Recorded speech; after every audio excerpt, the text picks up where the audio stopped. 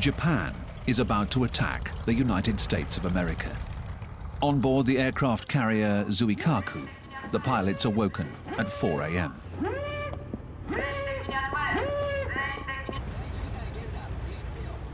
Captain Mitsuo Fuchida gathers them together for the traditional sake toast to the emperor.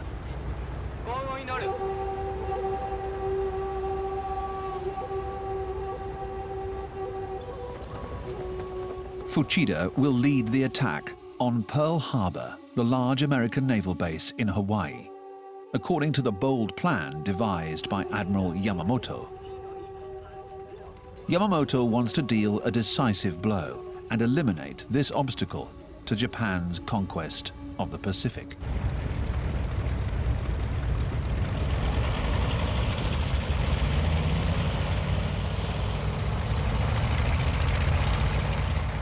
Fuchida recounts, "We took off for Pearl Harbor. I shouted out the code words, Tora, Tora, Tora.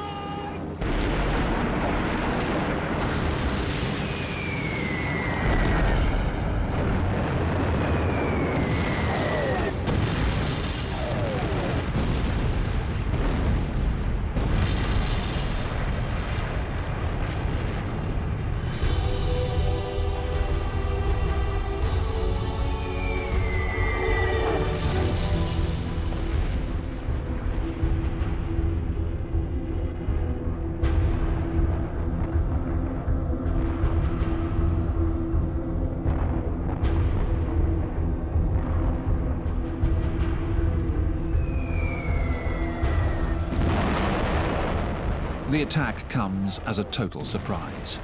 Marine Corporal Earl Nightingale, who was on board the battleship Arizona, describes the scene. An explosion caused the ship to shake violently. I looked at the boat deck and everything seemed aflame. I reported to the Major that the ship was aflame. The Major ordered us to leave. I was the last man to leave.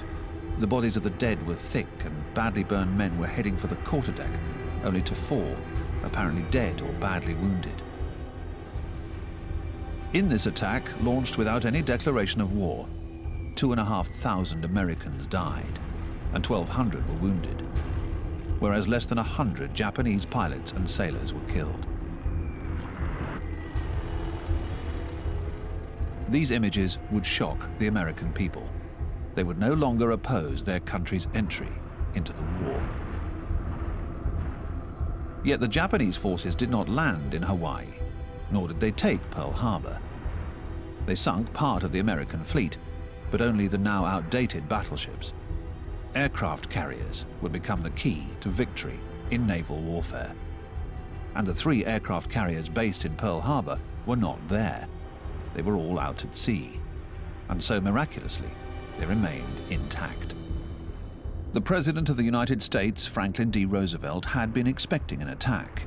Tension between the two countries was at its height. But who would have imagined the Japanese naval aviation units would be able to strike 5,000 kilometers away from their bases? The next day, Roosevelt goes before Congress. Yesterday, December 7th, 1941,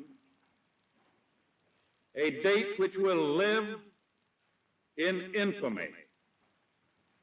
The United States of America was suddenly and deliberately attacked. No matter how long it may take us to overcome this premeditated invasion, the American people in their righteous might will win through to absolute victory. It is indeed an invasion. On the same day, the Japanese attacked the British colony of Hong Kong. Then they bomb the American air bases in the Philippines and land on the Bataan Peninsula.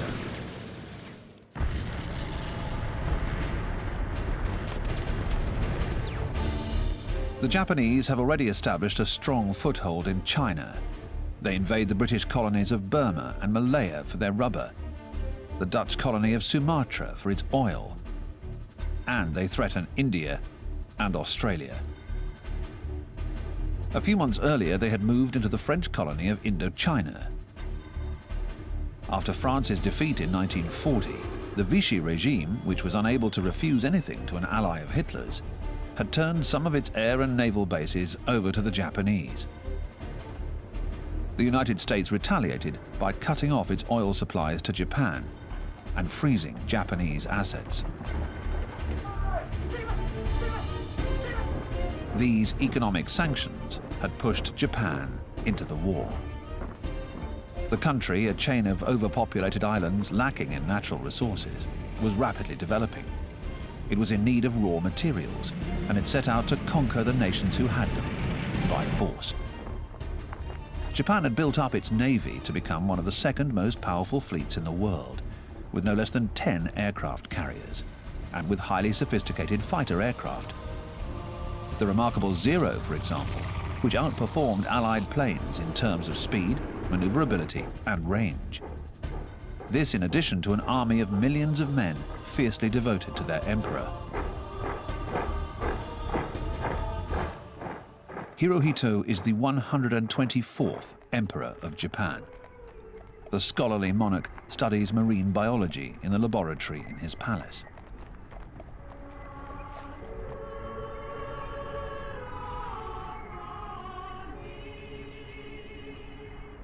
He is a living god. The actions of his military are covered by his divine authority.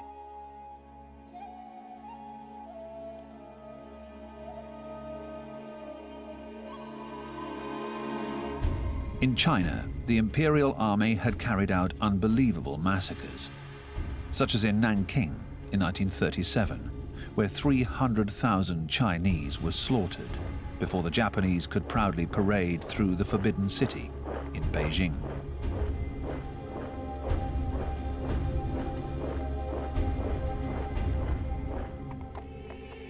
The emperor reigns, but does not govern.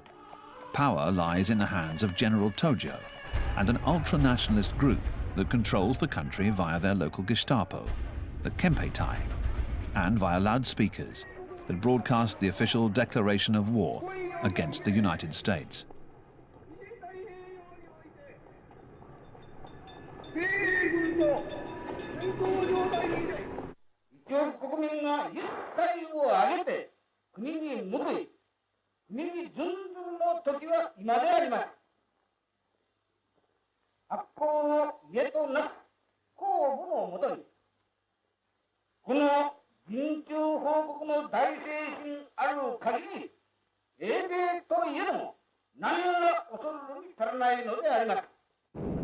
These Japanese pilots who took off from Indochina at breakfast time do not fear the British. They are looking for 2 British battleships that have come to protect Singapore, the venerable Repulse and one of the most modern combat ships of the time, the Prince of Wales, the pride of the Royal Navy. They are both sunk by the Japanese in less than an hour. A fateful date, the end of Great Britain's dominion over the seas.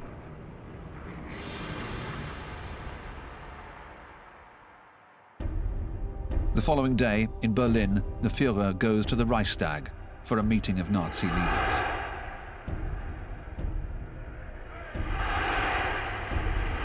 For 4 critical days, since Pearl Harbor and Japan's entry into the war against the United States, Hitler has been waiting in vain for Roosevelt to declare war on Germany.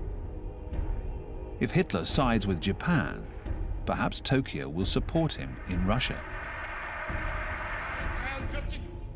The German generals, however, are far from enthusiastic. Ribbentrop, the foreign minister, has tried to dissuade Hitler, but Hitler declares war on the United States.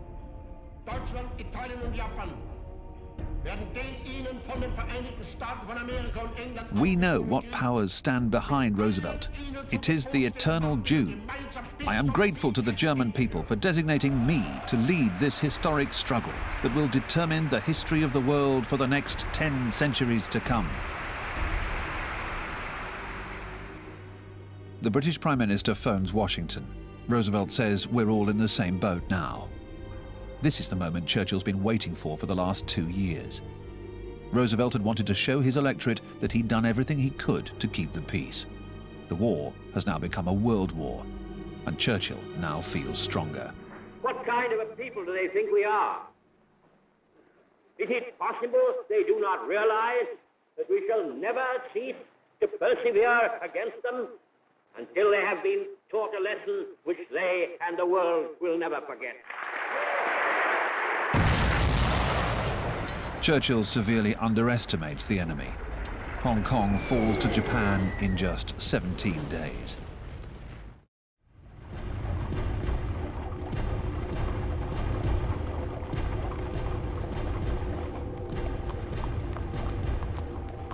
General Yamashita, known as the Tiger of Malaya, sends Japanese tanks through the Malayan jungle.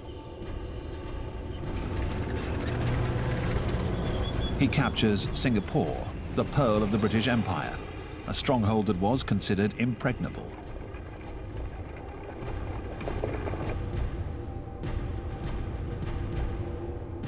Yamashita makes hundreds of prisoners line up in perfect order for an impressive and humiliating review.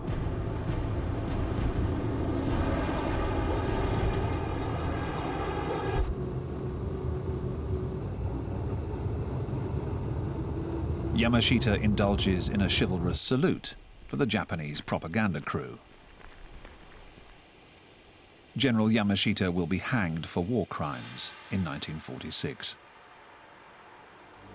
General MacArthur, commander of US forces in the Philippines, which are now surrounded by the Japanese, is ordered by Roosevelt to escape so as not to be taken prisoner. When he arrives in Australia, he declares, "I shall return." MacArthur's soldiers are taken prisoner, 30,000 Americans with their old 1917 doughboy helmets, and an equal number of Filipinos, who set off for their internment camp 100 kilometers away. This is the Bataan Death March. One of the survivors, Sidney Stewart, recalls, "We marched for 10 days and nights without eating. We were constantly beaten. Those who could no longer go on were killed by the guards, who beheaded them with a sword."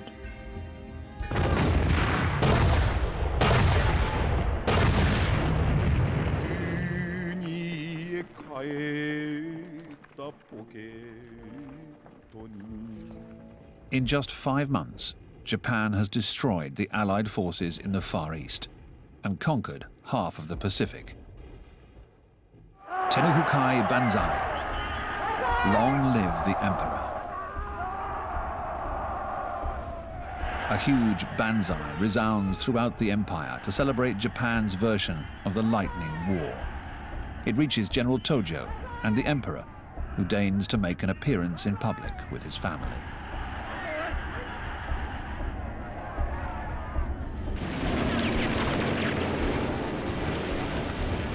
Germany first. Churchill and Roosevelt both agree on this strategy. Their primary objective is to defeat Germany. "We have to bomb it," says Churchill. He creates an air fleet commanded by General Bomber Harris.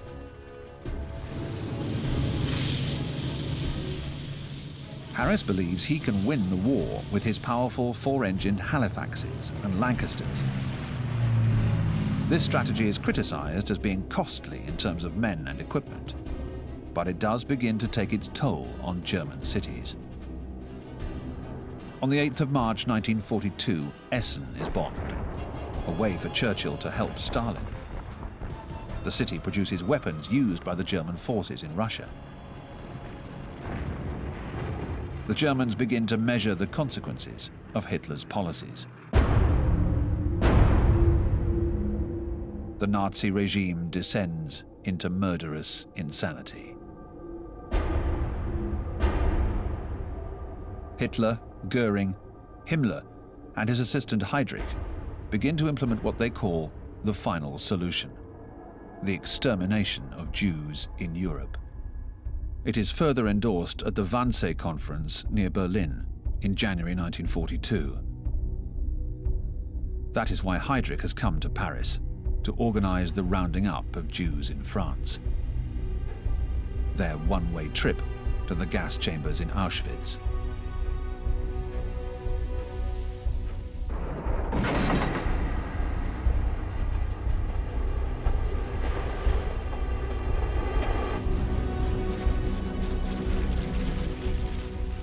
The Wannsee Conference is the manufacturing of mass-produced crime.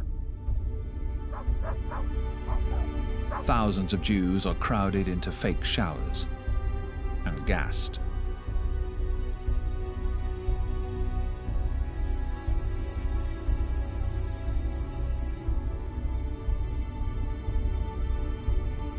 After the Holocaust by bullets in Russia, the genocide intensifies.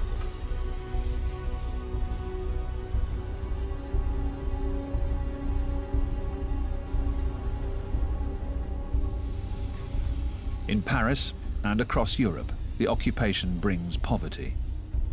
Everything is rationed. Everything the occupied countries produce goes to feed the German army. The children's fathers are prisoners in Germany, stalag camps for enlisted men, and offlag camps for the officers. Gaston Sidek, imprisoned in June 1940, writes, "I wasted the 5 best years of my life in that stalag, from 20 to 25, without my wife."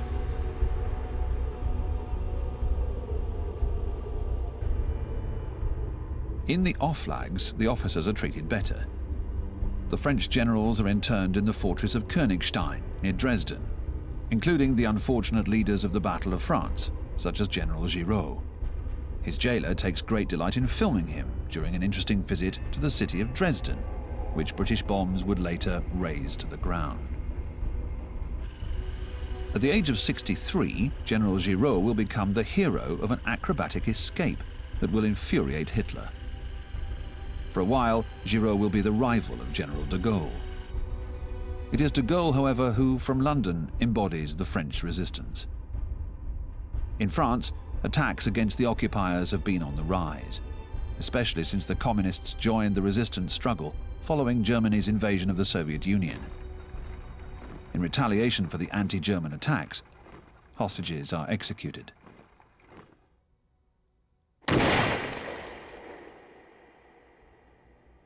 De Gaulle now has a small army fighting alongside the British in Africa, called the Free French Forces.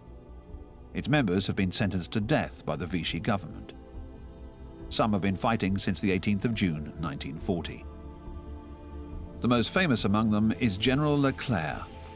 His real name is Philippe de Hautecloque, but he adopted this alias to protect his family back in France. After being promoted to general by de Gaulle, he fashioned a képi for himself with 2 stars taken from an Italian after the victorious battle in Kufra in Libya. That day, Leclerc said to his men, "Swear that you will not lay down your arms until our flag flies once again over the Cathedral of Strasbourg."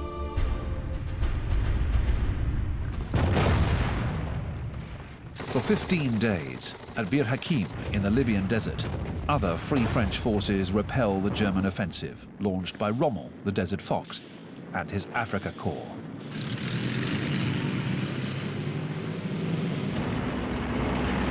In this global conflict, the so-called Axis powers, the alliance between Germany, Italy and Japan, are positioned on all fronts.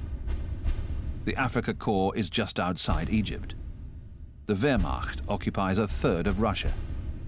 The Imperial Navy of Japan controls the Pacific, and Germany's submarines are wreaking havoc in the Atlantic. The U-boat is arguably Germany's most dangerous weapon. In the first few months of 1942, these submarines have sunk 4 million tons of Allied ships. Oil tankers, freighters loaded with arms and planes on their way with fresh supplies to an asphyxiated Great Britain. Even though the United States has joined the conflict, the war seems to be lost. The world is on the brink of destruction.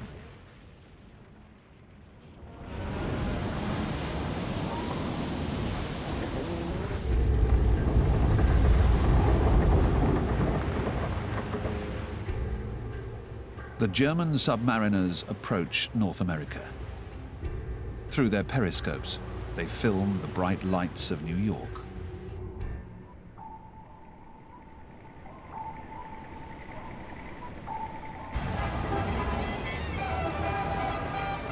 We have have information that a squadron of planes is headed toward Long Island. The American newspapers and radios warn the public of possible German air raids. In reality, however, planes do not yet have such a long range of action from Europe. Still, the population is told to black out their lights. It is in fact the West Coast, where the idea of a Japanese attack seems more plausible, that is overtaken by hysteria. Suddenly, 120,000 Japanese Americans fall under suspicion. First, their radios are confiscated. Then their fingerprints taken.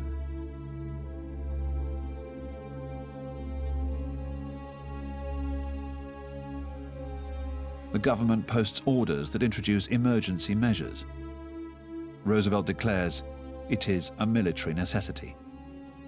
These Americans of Japanese ancestry have lived for generations in California, where they contribute to the agriculture and economy of the state. Most of them are US citizens.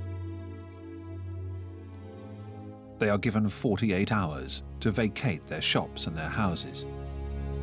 They are then evacuated in groups to relocation centers far out in the deserts of Utah or up in the snows of Colorado, centers euphemistically called internment camps. A disgraceful spectacle for the United States.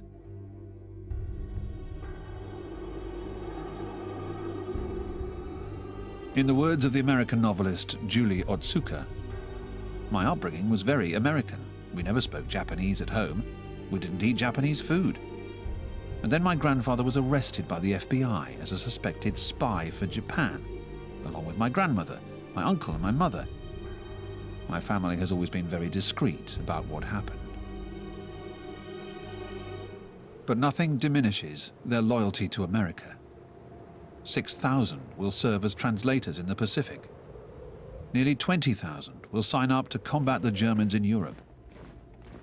The rest will be freed at the end of the war.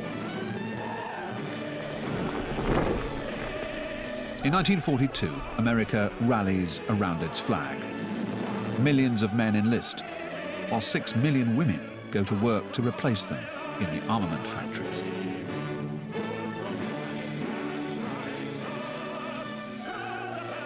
Roosevelt sets production targets at 125,000 airplanes, 75,000 tanks, and 10 million tons of ships. This is the Victory program. But victory is uncertain and very far off. American opinion is flagging, and an exploit is needed to shore it up. A daring plan is devised. An aircraft carrier, the USS Hornet, will attempt to get as close to Japan as possible with a squad of 16 B-25 bombers. This is the first time that such large planes will be taking off from the compact deck of a carrier in battle.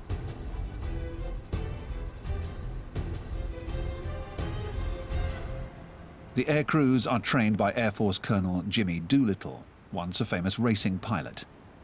He will command the raid. The mission seems impossible. For the long flight over to Japan, these planes are too heavy in terms of bombs and fuel.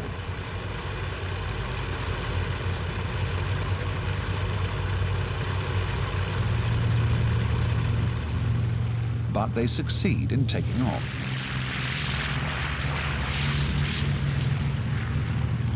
Their mission will be celebrated in a popular feature film, 30 Seconds Over Tokyo.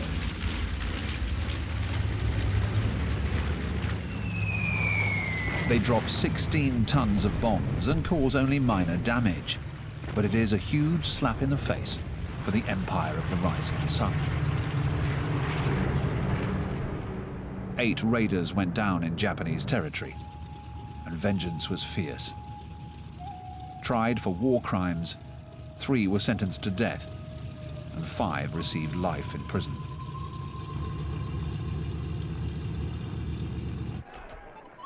For the Prime Minister, General Tojo, and for Admiral Yamamoto, the American raid proved that it was necessary to extend their defensive perimeter to the east. Their plan is to take Midway, an American military base in the middle of the Pacific, and then capture Pearl Harbor, as they should have done 6 months earlier. What the Japanese do not know is that the Americans have successfully broken their secret military code and are therefore aware of the plan. As a result, the US Commander-in-Chief, Admiral Chester Nimitz, prepares to defend Midway. He has fewer aircraft carriers than Yamamoto, but he brings them all over to set up an ambush.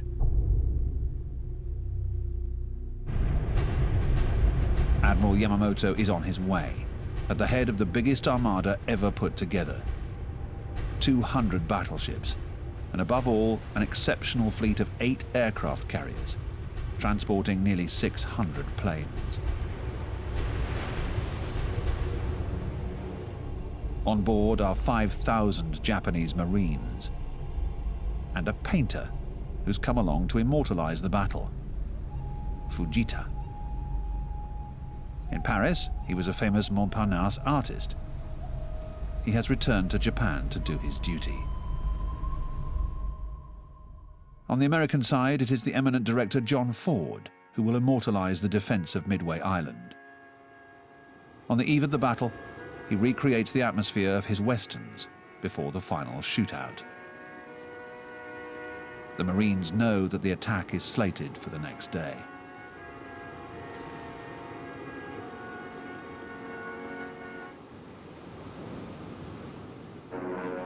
In the morning, Ford films the first Japanese attack, which devastates the American base.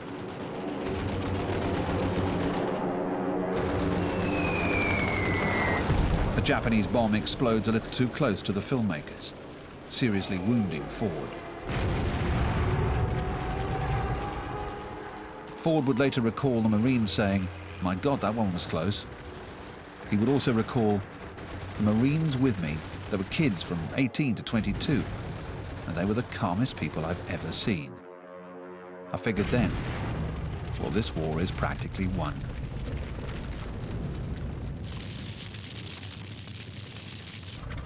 The pilots on board the US aircraft carriers are no older. They are barely out of college. They pose for John Ford's cameramen and then take off to attack the Japanese fleet.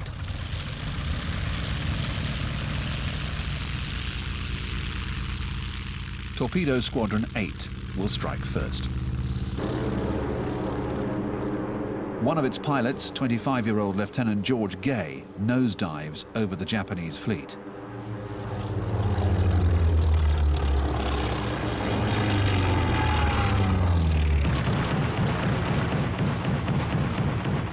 The anti-aircraft guns on the Japanese aircraft carriers shoot down the American planes, one after the other.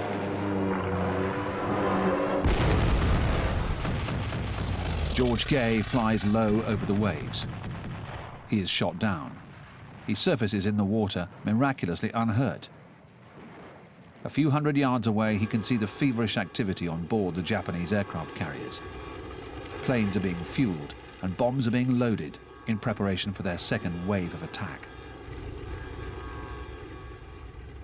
At that very moment, another squadron of US bombers flies over the Japanese ships. An incredible stroke of luck. They sink 4 Japanese aircraft carriers. George Gay, still in the water, recalls, "I found myself in the middle of the Japanese wrecks and the sharks. I saw the Japanese planes coming back from their first attack on Midway. They were looking for their aircraft carriers, the ones we had just sunk. So I saw the Japanese pilots, who had by now run out of fuel, landing in the water."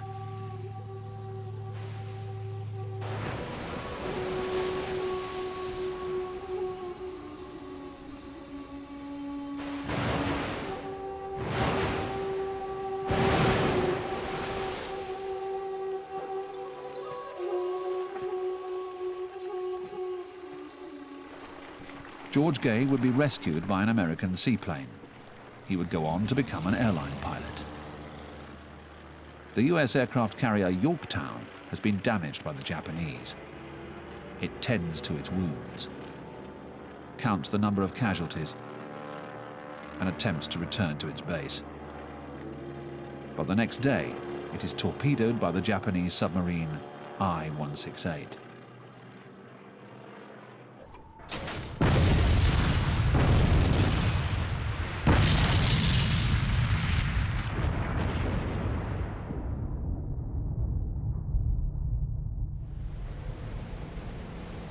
The Americans have lost an aircraft carrier, but the Japanese have lost 4.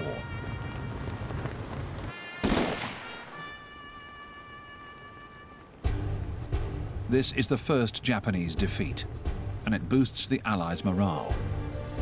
It restores their confidence. But it doesn't seem to have weakened Japan.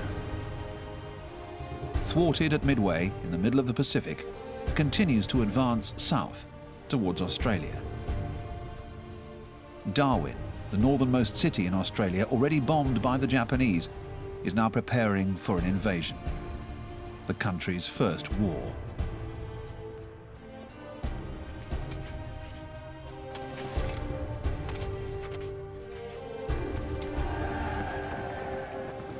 The Australians will attempt to counter the Japanese, who continue their expansion, invading New Guinea, an enormous island practically impenetrable, which until then had mainly attracted explorers.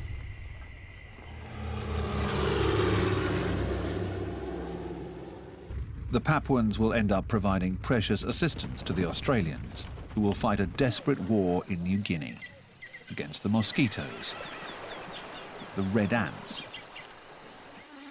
the leeches, the snakes, and attacks from the Japanese.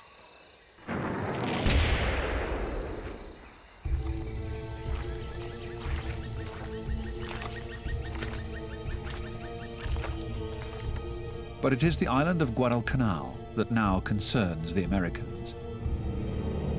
One of their reconnaissance planes has revealed that the Japanese are building an airfield on the island, another threat to Australia.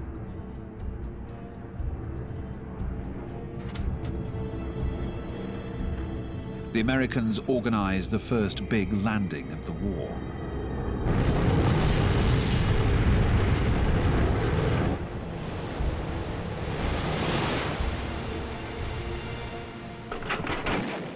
Initially, on the beach, the Marines do not encounter any resistance and head into the jungle. One of them, Edwin Morgan, reports, "We were getting to know the jungle. It was full of suspicious noises that were frightening. I was afraid. But we said to ourselves, there's no reason for the Japanese to be better than us. They all live in cities. There are no jungles in Japan."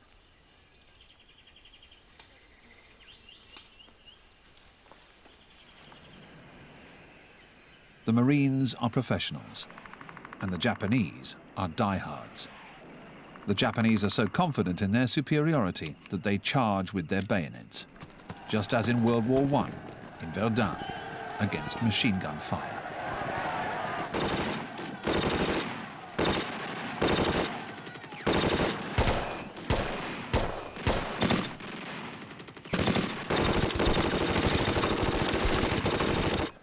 With the same result as in Verdun, a bloodbath.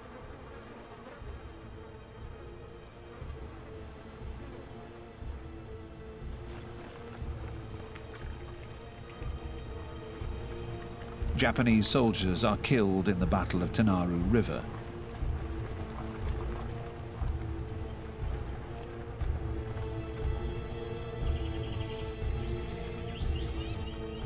After that, the Marines are able to capture the airfield. They secure it and enlarge the runway for the first planes of the airborne Marines, called the Black Sheep Squadron.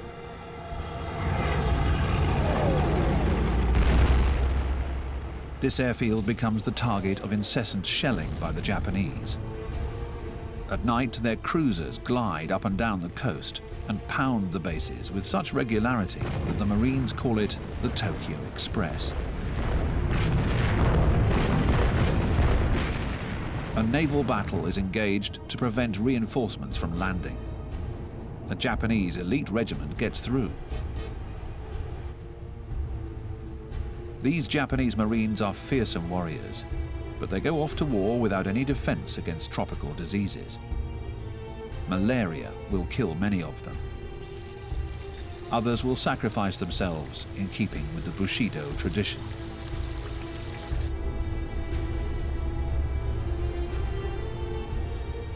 Their commander, Colonel Ichiki, reminds them of the samurai motto: duty is heavy like a mountain, but a soldier's death is light like a feather.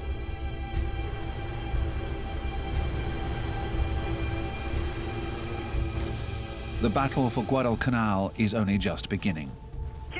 The fighting will last 6 months. A war of attrition. The US Marines feel that they are trapped in what they call a green hell. They too are ill. Their wounds become infected.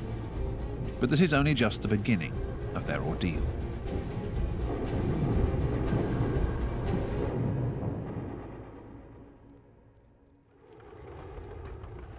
At that moment, the Red Army is going through its own ordeal.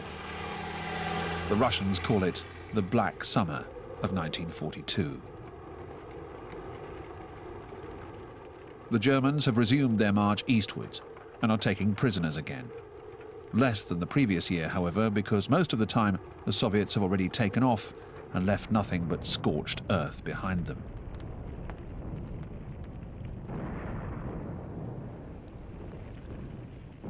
Hitler thinks they are fleeing, but it is in fact an order from Stalin.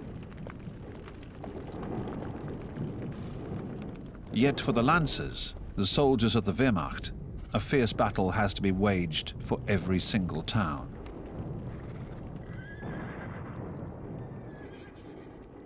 Major Hoch of the 18th Infantry Regiment writes, "The new recruits are not used to this kind of fighting. They soon get depressed, go crazy, and are struck down.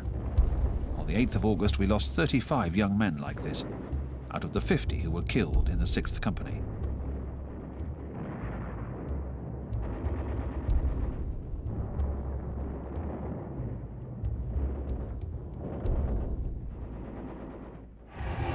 Into this quagmire, Hitler throws everything he has, some 10 million men. He estimates, however, that he still needs 800,000 more for this decisive campaign. His Romanian, Hungarian and Italian allies will provide the men, most of whom are forced to go and fight for him.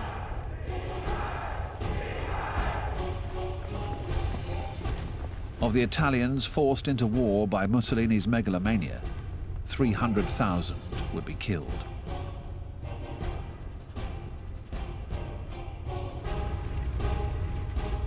Hitler's goal is no longer Moscow, but southern Russia. He is planning a colossal pincer movement that will close up around the oil fields in the Caucasus, and with Rommel advancing through Egypt, those in the Middle East. His other goal is Stalingrad, Stalin's city and its factories. Hitler launches both offensives at the same time, which alarms his military commanders. As he did for Moscow the previous year, Hitler splits up his forces. A part of the Wehrmacht penetrates deep into the steppes. General von Kleist says, "In front of me, no enemies. Behind me, no reserves."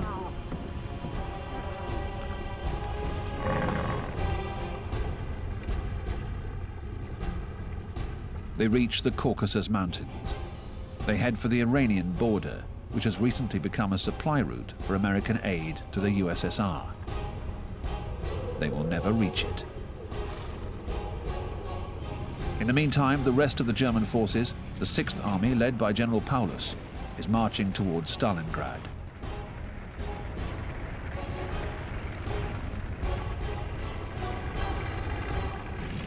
To try and stop the relentless advance of the German tanks, the Russians start using desperate means. Dogs. Up until now, the skins of these dogs were used to make boots. The Russians have hastily put together a method based on the work of the famous scientist Pavlov and his conditioned reflexes. The dogs are starved and trained to seek their food under a tracked vehicle. They are strapped with remote-controlled explosives and freed at the last minute when a German tank comes into view.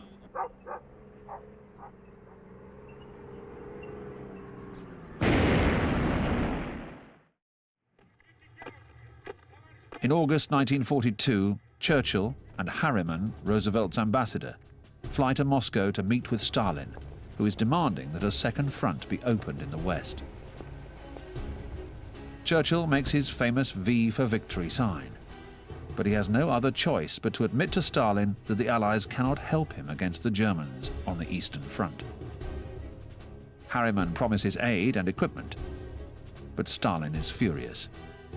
He knows he will have to fight Hitler alone. He assigns the defense of Stalingrad to one of his most ruthless henchmen, the Ukrainian Nikita Khrushchev, who had been responsible for several of Stalin's massacres before the war. Khrushchev conveys Stalin's order not to retreat.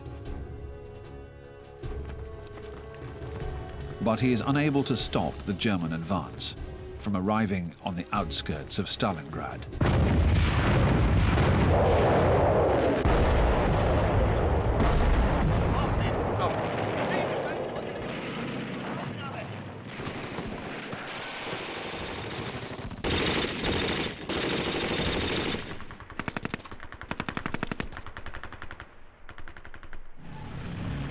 By September 1942, Paulus reaches the railway line that goes to Moscow. He manages to follow it all the way to Stalingrad and takes the central train station.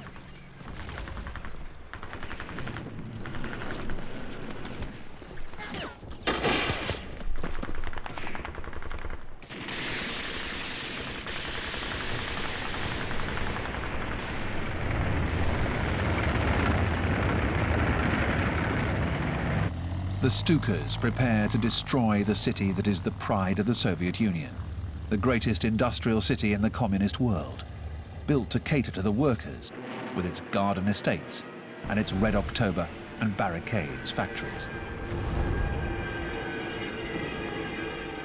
The German bombs kill thousands of civilians.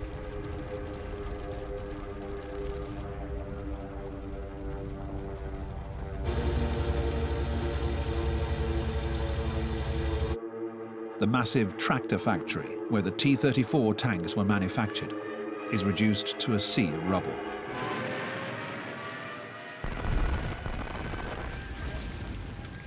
Yet these ruins become blockhouses and fortresses that the Germans have to capture in hand-to-hand combat. They suffer heavy casualties, which are, however, nothing compared to the Russian losses.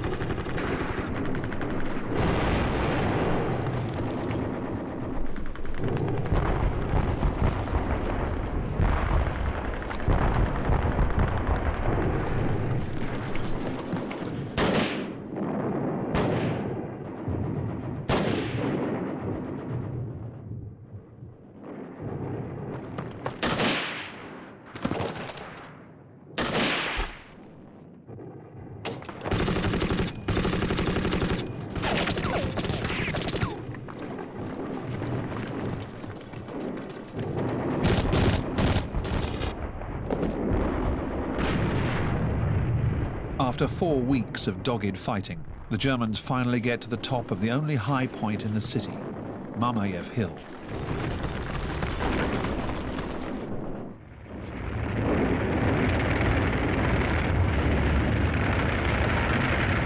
From there, they can control all of Stalingrad. On the 15th of October 1942, the Germans reach their goal, the great Russian river, the Volga. Only a thin strip of land is still held by a few Soviet combatants. General Paulus can inform Hitler that the swastika is flying over the city, which is now occupied by the 6th Army.